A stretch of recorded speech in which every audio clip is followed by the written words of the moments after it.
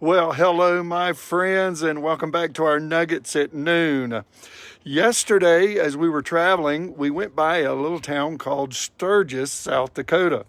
Now, I was reminded about, I don't know, it's maybe 8 years ago, we brought a group of young people to South Dakota for a missions trip. And on the side, we came over to Mount Rushmore and we saw lots and lots of motorcycles. And I asked the gentleman, actually, it was Vernon Lee, who was with me, I said, what in the world? And he said, well, they're going to Sturgis.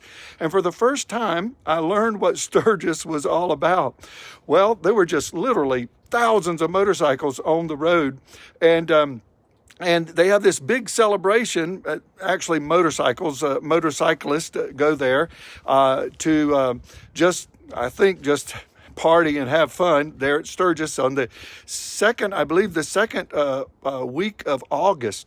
Well, yesterday we stopped at a little town and there was a man there from Sturgis, and I asked him how it all started. And he himself was a motorcyclist, and he told me that many years ago that there were just several friends that got together with motorcycles and just began to race and do tricks and just have fun on their motorcycles. And then they just invited other friends, and they invited other friends. And sooner or later, there was just lots of people coming to Sturgis, lots of motorcyclists coming to Sturgis to just have a good time. And so I asked him, I said, well, how big is Sturgis? He said, oh, it's about 7,000 people.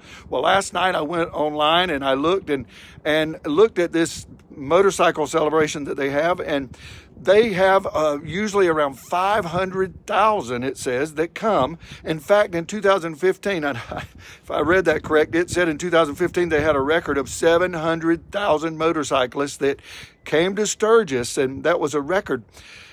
Now, I can imagine from 1938 to now, of all the people, just by word of mouth, of people coming on motorcycles just to have a fun in their own way.